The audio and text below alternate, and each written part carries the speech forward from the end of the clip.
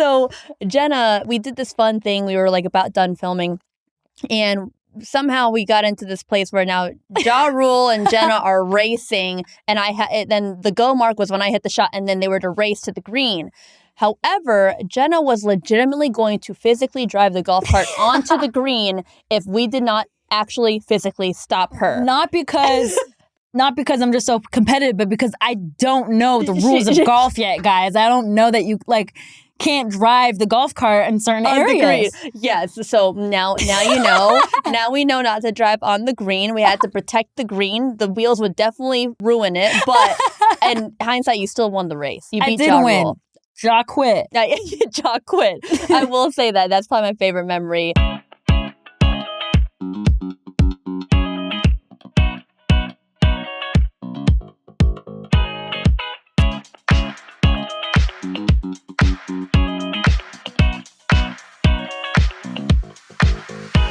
Jenna Bandy, welcome to the party. I love that. Party. Yeah. Very excited to have you. I feel like every time we've been able to hang out or get together, it's just always a good time. You're always just such good vibes, you know? We're just aligned. We're just, we both get each other. Yes. And I do feel you're that. good energy. We're kind of in the same, we're in the same We're in the world. same world. We are. We really are. So we're going to get into it. So we have a fun game. Okay. All right. So we're going to play 2 truths and a lie. And this is about you. So you're going to tell everybody which one is the lie. Okay. All right? Okay. Here's the first 3. Okay, here we go. All right. You're a twin. Your dad trained Tom Cruise to bartend for the movie Cocktail. You once hit a half-court shot during an NBA halftime show. Which one's a lie? The last one is a lie. That's right. So you haven't hit a half-court shot during an NBA halftime show. No. Okay, got it. Okay, and it's no big deal. Your dad just trained Tom Cruise? Yes. That's actually crazy. My dad has insane coordination, and he trained and would compete in Olympic competitions for flair bartending. He invented the sport. My dad is known as the grandfather of flair bar.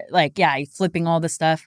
And for that movie, Cocktail, Tom Cruise had a scene where he had to do all that. My dad trained him. That is what a wild a lot fun of old fact. heads really appreciate that. I am not an old head, but I very much appreciate that. I've done a few ads where I was attempting to do things like that. Okay, not that easy. I broke some things. It's hard. It's not easy. Okay, all right.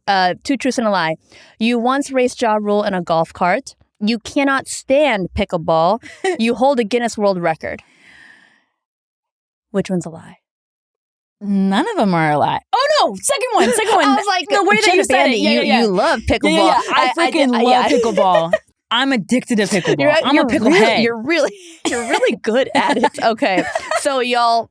She loves pickleball, and yes, she has raced Ja Rule in a golf cart. That was facts. I was there. You did the shotgun start, basically. I was the Fast and the Furious girl, like these flags. I was that Asian you hit girl. The golf ball to start it. I hit the golf ball. That was the start. That's right. We did that. Okay, but now we're actually gonna get into it. So I know all about Jenna Bandy and your come up because we spent some time together. But we got to start from the very, very top. For those of you who don't know Jenna, she's one of the most talented human beings that I have ever met when it comes to sports, especially. She picks up a club, she picks up any kind of ball, whether you kick it, whether you throw it, she can do it. If she's never done it before and you told her to do it on the spot, she can probably do it. Cricket can probably do it.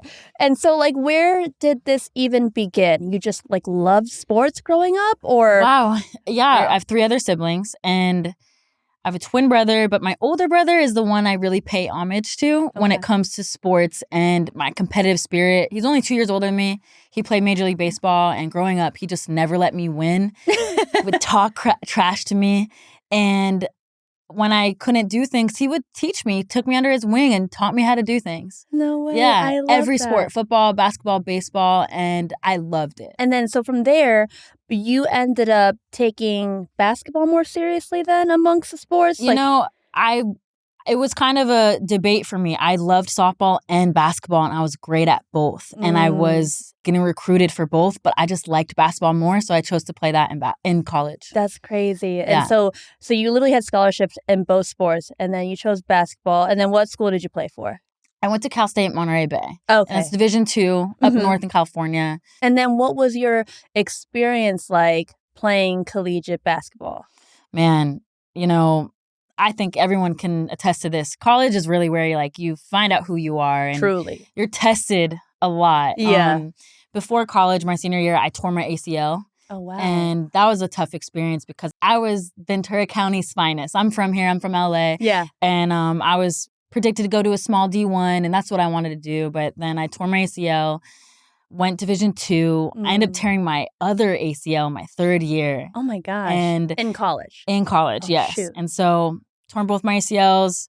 Mom and dad were kind of like, Jenny, you should probably start thinking about other things than basketball in your career after college, because I really wanted to play pro. That was the dream. Yeah. Growing up was to play professional sports, and I wanted it to be basketball. And so then after your basketball career and not turning pro, you were still able to parlay it into what you do now. Honestly, I didn't get right into content creation right after college. I was a coach for 5 years. I coached girls basketball and saw the rest of my life as a teacher and a coach.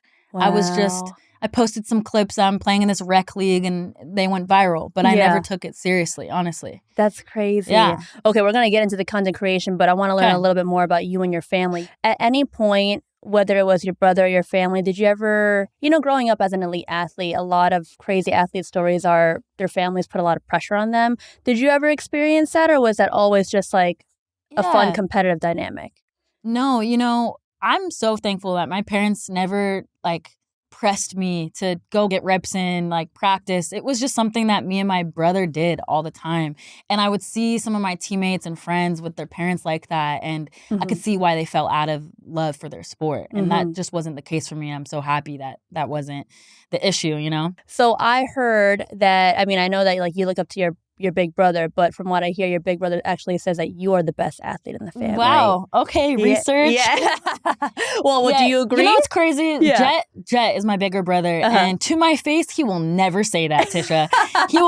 He'll call me you're a bum. You're my little sis. You're Jet Bandy's sister. Yeah. That's what I was known by in high school, But in the article, in the paper, when these, news people are asking him who's the better athlete, he would say his little sister, Jenna. And maybe one day he'll tell me that to my face. I love that. Okay, and so now you're playing a bunch of different sports. At what point did you ever swing a golf club? You know what? I couldn't tell you. I want to say just at Top Golf. Okay, that makes sense. Because I grew up playing softball, I have a swing. I understand loading and getting my hips through, and then honestly, I'm a very visual learner. Just watch someone. Yeah. I don't know if I was doing it right, but I know I could smack it. And I still think till this day, I'm not doing it completely right. Right. How many years ago, you think? Honestly, recently, in the last few years. I've never played a full round of golf until the league. Yes. Okay, which we will get into. Okay, so I have been around golf, obviously, my whole life. Okay. And golf is just not a sport that you pick up and naturally just pound the ball. That's just, it's not in it's not in anyone's nature. I've never seen really anybody. There's not really anyone that I could say that has picked up the club in their first couple go-arounds and can hit it 150 to 200 yards, right? And I remember when I saw your video at a Topgolf event that we were both at, PGA 2K, they had a big event, and I saw your swing and I was like, what the fuck? I was literally what just happened? And I think I was just so taken back because you crushed that. And so it's just been from top golfing and then... Seriously, and just someone being like, hey, just try this with your elbow or your leg. And I'm like, okay. Yeah. I'm very coachable. I could catch on to things very quickly. But I will say golf out of all sports is the toughest. I do athlete my way through a lot of first sports that I try, and golf has been the hardest. Right now, if I picked up a club, I don't know if I could hit 10 in a row solid on the dot. You know what I mean? Yeah, for sure. I will say that the one thing about golf compared to other sports is that it really does take a lot of time. Yes. You can crush a few especially when you're newer into the game, but it's really about how often can you do that, and that takes time. Yes. And so now that you're getting more involved with golf, I've been seeing at a lot of my gigs, which has been so exciting. I love seeing outside people from golf come into it because that means it's growing. What has been your most favorite part about learning of golf and your least favorite about learning about golf? Ooh, my most favorite part. I would say just the fact that trying something new for me, it's fun to kind of be a freshman in something again. You know what I mean?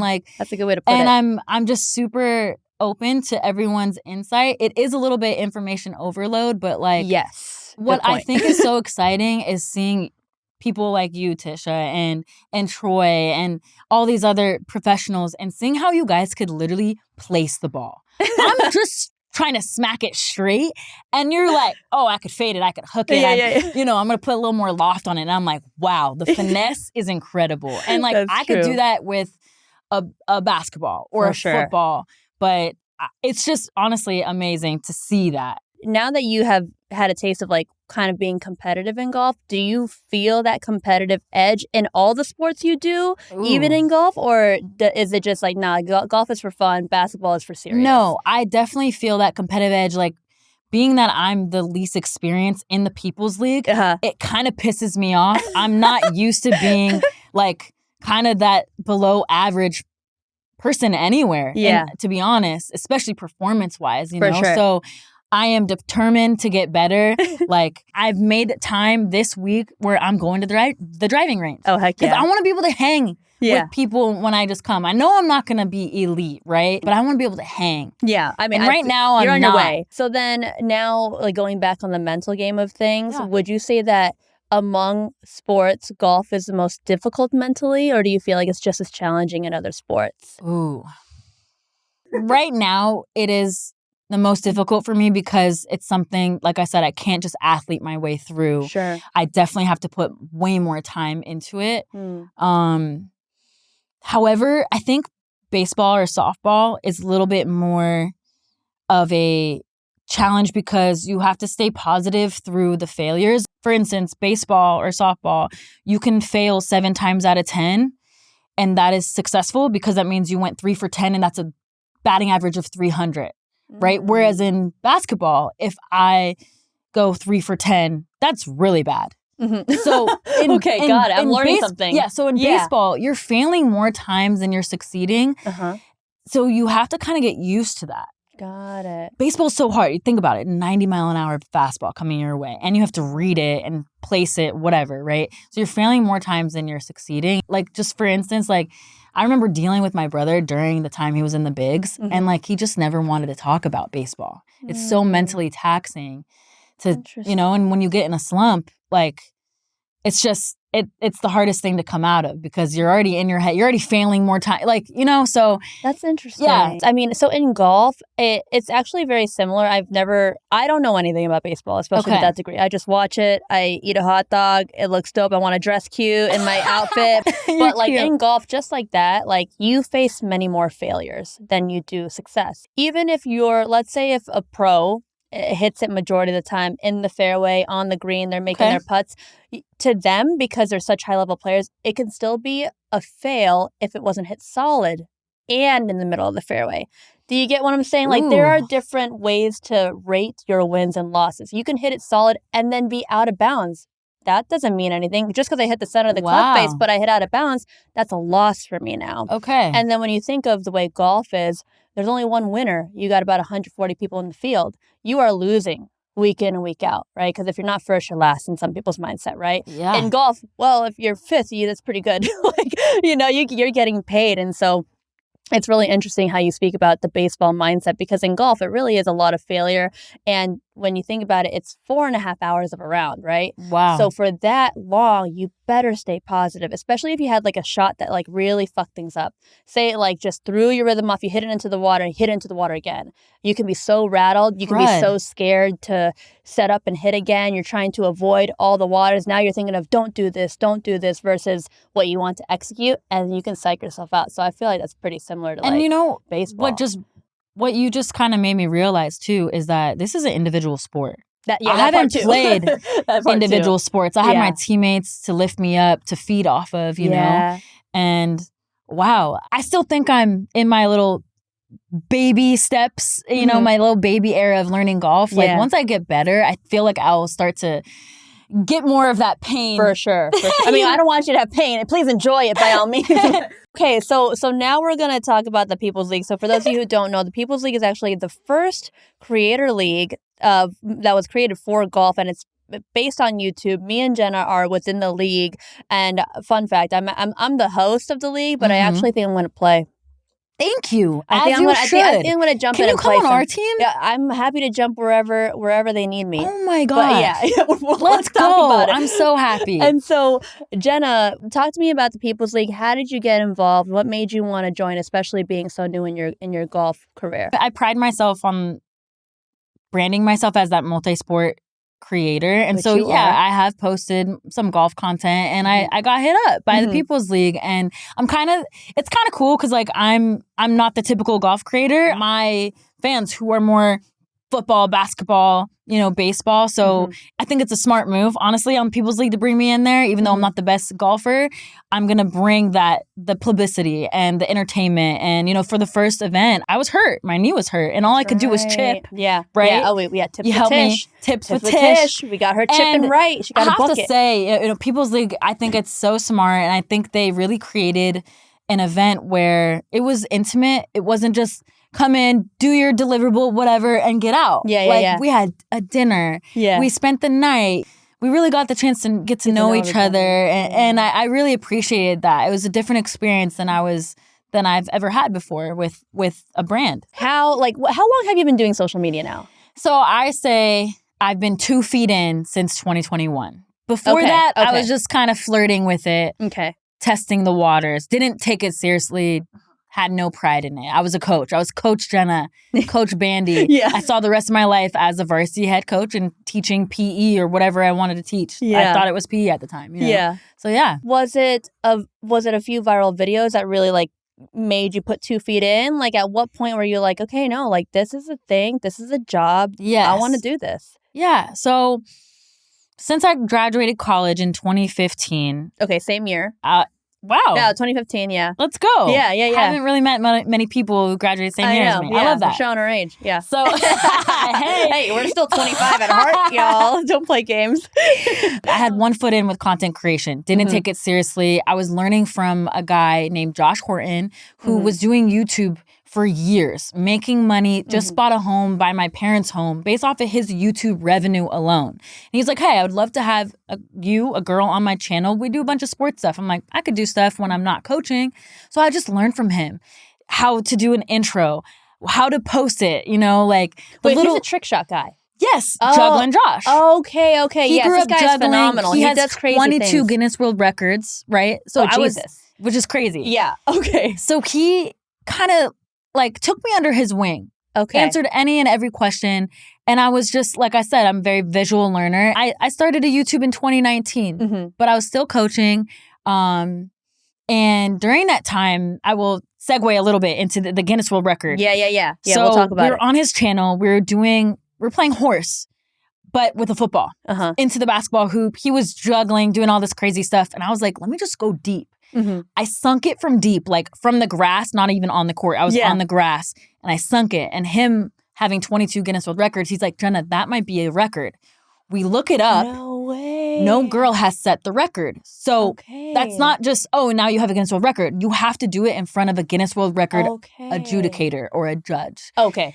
So he had the hookup. Me, Josh, and 2 other creators, we had records to set. We had a day, we rented a gym, and we had the adjudicator there. He measured it all out. It was 90 feet with an NFL ball. I couldn't bank it in, and I made the NFL ball into a basketball hoop at 10 feet. And it was 2019, and I got the Guinness World Record for it. That is insane. So you swished it, because you can't hit the bat. Yeah, yes, you just got it. Because it was into a target. You can't. It wasn't like, bank it off. And it's kind of vague because I'm like, can someone beat my record and they could throw it into the target as big as a pool? I don't know. I see what you're saying. I don't know. But so Josh got a Guinness World Record because I know him, started learning YouTube, right? Yeah. And had enough of a following to when COVID hit, 2020, coaching, goodbye. Teaching, goodbye, right? Okay. Everything shut down. Yeah. But me and my friends were like, we could still make videos and make money. Right. Just don't bring COVID around, right? Yeah. So 2021, I got hit up by Bleacher Report and House of Highlights. They were hosting a showdown. Their first showdown was a golf showdown with creators. Oh. And it was for a prize of $100,000 golf. Their second one, they hit me up and it was basketball. Okay. They hit me up and I was the only girl that was invited. Okay. It was 8 creators. I'm with Duke Dennis, Supreme Dreams, like these big creators. I'm like, how am I here? I have like the least amount of followers. And I'm the only girl, but it's knockout basketball, playground game, 2 balls, a prize of $100,000. And long story short, I won. Oh my gosh. I beat all the boys. I didn't lose 1 life. You had 3 lives. And I went viral. It was streamed, posted everywhere, every big platform, like sports platform. And I got probably, not kidding you, 20,000 more followers overnight because of that. Won $100,000. Mom and dad are like, what's going on? Is this YouTube thing real? Yeah. Right? Yeah. You know, but then brands started coming in, pursuing me. And I'm like, you know, all right, this might be the thing. 6 months later, after that first showdown, they invite me to protect my crown. Yeah. In another showdown, go-karting. Another $100,000 prize. One of 12 creators. There's Jesser destroying Kim Wilder. These big creators. And another You win. won? You I was won? first place, another $100,000 in the same year, Tisha. Wow, I'm like, income is at an all-time high right now. Right? I couldn't believe it. I'm not Danica Patrick, right? Like, but the thing that like it's amazing. The reason why I was so successful in both of those is because of what I've learned since I was a little kid, and especially in college, is I got the reps in. I was told I was given a $100,000 opportunity. I didn't just show up and wing it. For the first one for basketball, I got my reps in. I had the gym key. I was still a coach. For the go-karting one, they told us it was in Anaheim. That's an hour-and-a-half drive. I drove out there, went to the exact course, practiced, probably spent like $250 learning the cart, learning the track line, like, and it paid off. Like, it gave me the extra edge and advantage, and I won. That's insane. So since then, so what I say, 2021, that was when I kind of was able to prove to myself, like, I can do this. Yeah. I just won these competitions. Now brands are coming in. I'm more than just basketball creator. I can go-kart. I could do football. Right. So now I'm like, let me just brand myself as this multi-sport creator. But I mean, in hindsight, $250 for $100,000 plus a little tax. That was a crazy year and you know what? I got a lot of crap for being prepared. Like, the creators were God calling me. God forbid I practice. I'm not kidding you. Like, I was not only the only girl in the first one, but I was called a try-hard. She's taking it too seriously. But, like, that's what people who lose, that's the type of excuses and the words. I agree. You know what I mean? And same thing for the go-karting one. They're like, oh, she used her $100K from her first win and spent it on a coach. I pulled up. Okay, Tisha, wow, I pulled that's up a in little gloves. wild. I had racing gloves on. That's actually really cute. I would do the same. It was cute. But they were calling me a tryer. They're calling me like, oh, she's cheating. She has a coach. I'm like, it's just called preparation. Right. Okay. That is insane. But I mean, literally, screw the haters because, I mean, you're the one who won. And also, like, coming from being an athlete your whole life, if I stepped up to a plate, I don't care if it was soccer or a sport that I don't care about. If you give me a prize pool of $100,000, thank you. I'm gonna cut your throat. And exposure. I'm gonna cut your throat. Like, I don't care if I suck, but that's also like, I'm a competitive person. So like, for people to be like, you're taking this way too seriously, you're a tryhard. My bad for wanting to win this. Like, yes, I am a tryhard. Yeah. I'm not too cool to try hard. I'm not too cool to practice. Fact. I'm not too cool to get the reps in. Exactly. And so 2021, the year is popping off for you. You're now getting, brand deals and whatnot, and you're growing. And so now, flash to this year, you're still going. And so what has the journey of social media been like for you? Has it been a steady growth? Are you enjoying it? Yeah. Clearly expanded. That's a great question. At first, I was handling everything on my own, negotiating my rates, the deals that I get, how much money I'm getting paid, the deliverables I have to do. I was doing it all on my own. I started to realize, like, I got to quit coaching. I can't do both anymore. So letting that go, and then getting a team behind me and not being afraid to delegate. I mean, I remember giving cheap rates to editors, right? Yeah. And I got cheap work. I got stuff that wasn't on time. I got stuff that just wasn't even the direction I told you guys to go into. And now I'm like, okay, let me pay a little more and I'll get quality work, you know? But yeah, every year, honestly, I've been elevating. I've been to the last 4 Super Bowls. That's amazing. I've been to the last like 4 NBA finals, NBA All-Star weekends, MLB World Series. It's been crazy. It's been crazy, Tish. I mean, social media can truly take you to amazing places. And so I always tell people, like, whatever you're an athlete in or whatever you're trying to pursue, like, get on social media because you literally don't know where it'll take you. Exactly. Like, literally. And so you're live on all platforms, right? Yeah, I'm on Instagram, TikTok, YouTube, Snapchat. And then are you the one that is manually sharing all of your content, or are you gotten to a point now, like, you have people on your team that can, like, okay, someone's going to handle YouTube, I'm going to handle IG? Like I said, I pay homage to Josh for teaching me the way with YouTube and how to do all this. I have now hired Josh. Amazing. He'll post on my TikTok and on my Snapchat for me. No way. So I'm not talking to Jenna on there. Yeah, not on TikTok or Snapchat, guys. Good to know. I'm not talking to Jenna Bandy. Okay. Yeah. So he just cuts it up and he shares it for you. You're just like all trust. Yes, I trust him. That's he knows amazing. my strengths. He knows the little cues to put on the text overlay. I just honestly, and it's so relieving, Tisha. It's worth the money. I wake up and I'm like, heck yeah, Josh, post it on TikTok. Like, it's scheduled out. It's nice. And I thank myself for trusting that and putting that investment into myself, honestly. I think as being independent entrepreneurs, it is really hard to trust someone else when it comes to your work. Like, I will say, when it comes to my own YouTube and Instagram and TikTok, I am still the one hitting the go button.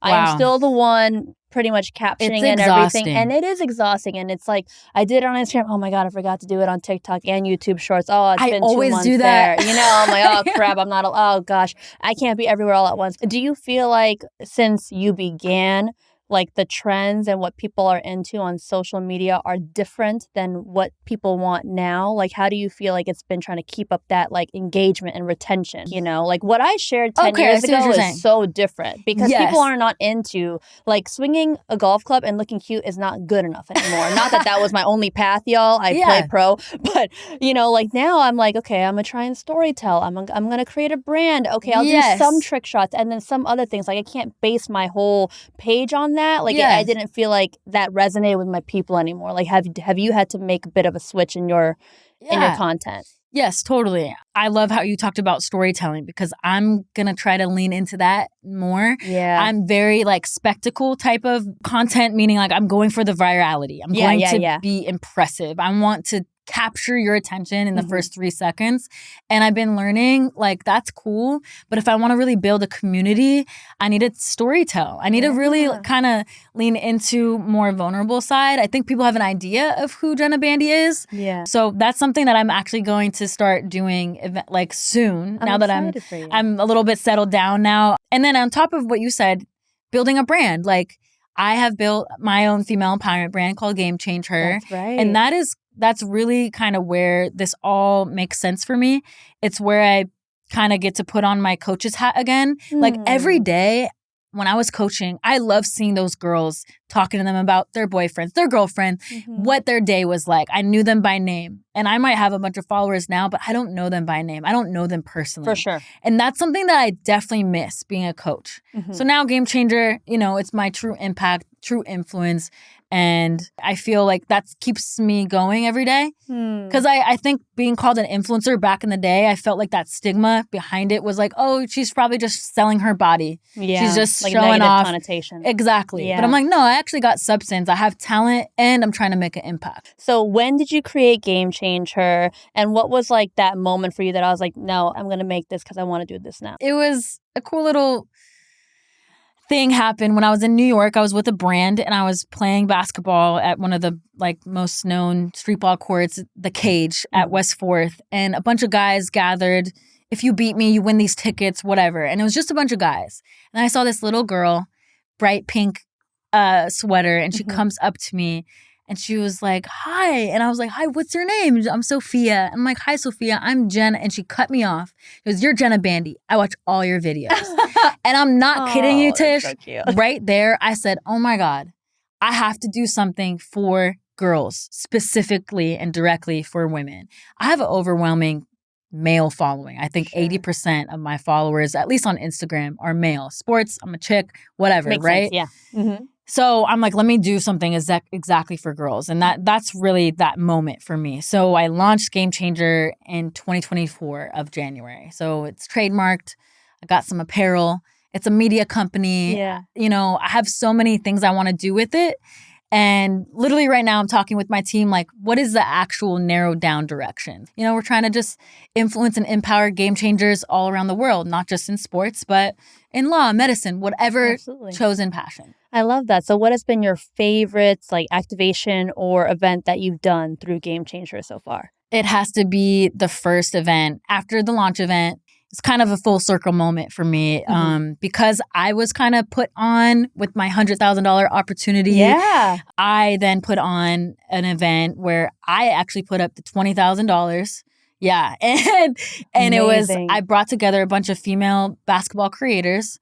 And it was really cool because they all came without me paying them. We covered their flight and hotel. Sure. It was at the Mall of America shopping spree, bunch of brands, bunch of free product, wild, right? Yeah. But now, as creators now, no, we need to get paid. Free product is cool. Yeah. Right? But we need to get paid. And they all came without getting paid, which was really cool. Long story short, it was a shooting competition. And the team that won, the girl that hit the winning shot, she had the least amount of followers. And I just think it was like the best story. Yeah. And they won the $20,000. It was just a full circle moment. And it really just kind of validated Game Changer. And wow, they're willing to show up for me. It really it proved to myself as well. And not just outside, but wow, this is actually really something that people believe in and will get behind. See, I don't think people realize how much goes on to do something like that, but that's just that's so amazing. It's a whole other state too. It's a whole other state, and also a testament to how good of a friend that you are, because people don't show up for people that they don't love, and your friends showed up for you. Thanks, Tish. Yeah. A quick parlay. Similar, but different. I hosted my first In My Golf Girl Era event last year, and I did something sort of similar, not the Mall of America, and not fronting $20,000, but I hosted this big, young girl event, and all these girls looked at all of you guys like superheroes, and Jenna was one of my brilliant caddies, and she spoke on my panel, and you showed up for me too. I don't forget things like that, so that's really cool. It means a lot. The fact that you even invited me, had me out there. Yeah. Like I said, I love what you're doing. We're aligned.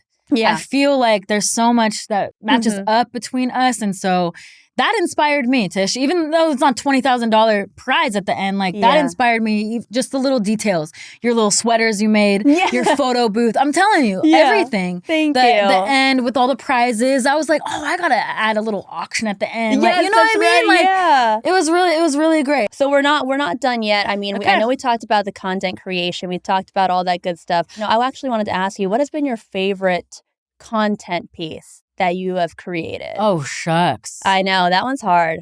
It is hard. Honestly, I want to say because it was impromptu. It wasn't a brand deal. It was when I met Steph Curry.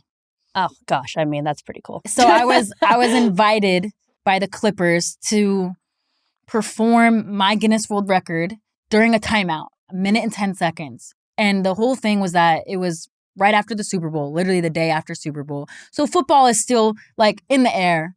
And if I make the shot from full court at the NBA court, I'm technically beating my record. My record's 90 feet and a full NBA court's 94 feet. Oh, so they're like, here's Jenna Bandy, Guinness World Record holder. She's here to beat her own record by 4 feet. Let's see what she could do, right?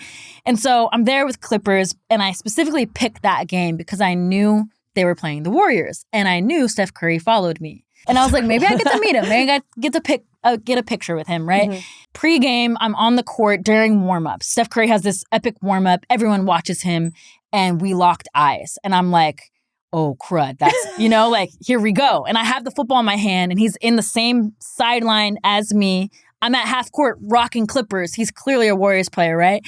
And he literally shoots the ball, looks at me, and goes, and I go, pass it. Me? And he goes, throw it. Throw the ball. I am hired by the Clippers. This is a professional job right now, right? I asked my Clippers liaison, can I throw the ball to Steph Curry? He goes, yes. This is pregame warm-ups of a basketball game. I have a football. I throw him the football. He catches it and then fumbles it. And you probably get this. I literally was like, yes. Because you know why? He wanted it back so I could throw it to him again. Oh my gosh. Exactly. So brilliant moment. More content, right? Yeah. So everyone just at the corner of their eyes are like, football? What? What is going on? But now he throws it back to me, and now everyone's phones are out. All the cameras are locked in. And I'm like, this is amazing. So I get the ball back. I throw it to him again. He catches it, does a little touchdown dance. Yeah. And then I thought he took my ball because he started running into the tunnel with it. And the next thing you know, he just turns and tosses it. And when I tell you, Tisha, it went to the other side of the court. I was willing to run down a grandma for this. I dropped the trailer and I freaking sprinted, caught that thing, held it up. And immediately I just have tears in my eyes. Like, it was just an impromptu viral moment for me, right? And I was like, holy crap, what just happened? It was so fast. So I'm walking back to my Clippers liaison and I'm like, did you get it? Because he had his phone out. He's like, yeah. And this big guy in a Warriors polo comes up to me and he's like, come with me. And I'm like, crap. He jammed his finger. This is against the rules. Like, this is the NBA game. The football is in the stadium. What's going on? I'm thinking the worst. Yeah. He leads me down the tunnel and Steph is waiting for me. He's like, why you got that Clippers shirt on? And I'm like, oh, they hired me to get into a record, you know. He's like, well, good luck, you know, and I'm a really big fan of you. He's just dapping me up, man, like I'm this like superstar when he's the legend. And it was just the coolest thing. Got a picture with him, he said good luck, you know, but it was just so much more than meeting him and getting a picture. I then went on and had the timeout and missed all 10 throws, oh, no. By the way. But who cares, because I still held the record and I got a whole viral clip with Steph Curry. The coolest moment. I'm me, literally getting chills for you. That's such a moment. Thank you. That was so cool. So I know we touched on this outside of the podcast. We're going to switch gears here. Like, you've clearly had so much success in being a creator, and you're clearly so renowned, but I don't really think people understand what it takes behind the scenes to keep the wheels turning. Like, we are our own entrepreneurs. Yes. And so, like, how does it work for you behind the scenes with your agents, how you handle your money, how you handle your scheduling, all of it? Like, take me behind the scenes of the life of Jenna Bandy real quick. It's a lot. The hardest part is really just holding yourself accountable. Sure. It's nice to wake up and not have a 9 to 5. But then it's kind of like your brain never stops. You're always constantly thinking, all right, I posted this video. I know this is a banger, but what's next? Yeah. You know, you feel that like you're never satisfied fully. And so I just think since 2021, I have bet on myself more. I've spent more money, but I know that it's coming back in a way where I'm getting more brand deals. So I wanted to ask you this, and like, I will be transparent back. And you can share with me how much you want to share. Okay. What has been like the largest, you can give me a ballpark, largest deal that you've ever had? Okay. So annual deal. Annual, yeah. Like six figures. Yes. 6 figures. Okay. Yes. Because you said it, I'll say the same back. Mine has also been 6 figures as well, but on the low side. But I will say it's justifiable. Okay, we will justify it. And I think for anyone, because I get this question a lot on my personal channel, but I will say that like when it comes to these prices and whatnot, I think people are always very like shell shocked to some degree. But hopefully in listening to this, you guys realize how much work goes behind it. And we're also personalities too. Like, we're not just compensated to do the post, right? We're compensated to show up, create a good time for everyone around us, a moment for everyone, whether it's like, inspiring young girls or like, showing off and doing your thing. Like, that is in itself is like your job. In retrospect, though, when you think about when people are kind of blown away, like, wow, you get paid that much, there is still kind of that feeling towards me, because I'm like, wow, like I get to do what I love. And I honestly, just like you, if you take away the social media, you'd still be out there ripping the golf ball. Yeah, I'd still be out there throwing the football with my brother, shooting hoops. So it's kind of something like, wow, I really get to do something that I already was going to do. Now I'm just I'm turning it on here, and I'm being a little bit more strategic with it. For sure. You know? For sure. Well, I appreciate your openness, because I don't think people really talk about that stuff very much. And I think it's like, it just is comforting to talk to someone else about it. Like, we are doing what we love. love, but it doesn't mean that there isn't pains or stresses that come along with it. And so this is my last question for you, because I know we're already winding down, which is so crazy, because like I feel like I could talk to you forever. Like, we talked about your whole life and whatnot, but like, what is Jenna Bandy like behind the scenes? Like, you're always on, you're always so happy, and like, you bring such a light to other people. You're such a hype girl, right? Like, you're a team player. Thank but like, you. What is Jenna Bandy like behind closed doors? Honestly, I'm such a family girl. I still live very close to my mom and dad. You know, I have a twin brother. Like, I can't spend a birthday without him, you know? And then like I'm in love with my nieces and nephews. Like, I'm just such a family girl. You know what? I'll tell you, I am super emotional. Really? Even though I'm so alpha competitive, Jenna, and talking shit, right? I am girly, and I think I take people by surprise because they think, oh, you're talking shit with me, right? Yeah. But I'm very emotional. I wear my heart on my sleeve. You know, I just get quiet. Yeah. I love that, though. I love that you're open about it, though. I mean, it's really real. Being alpha women, especially in a place where you're always on and you're front facing, like, it's okay to be in your soft girl era, too. I mean, it's okay to have a little good cry. Yeah. I'll do that. A little good cry. Yeah. Yeah. I love that. Well, Jenna, thank you so much for the time. Thank you so much for joining the party. The party. The party. You already know. Thank you for having me. I'd love to come back anytime, have a little party.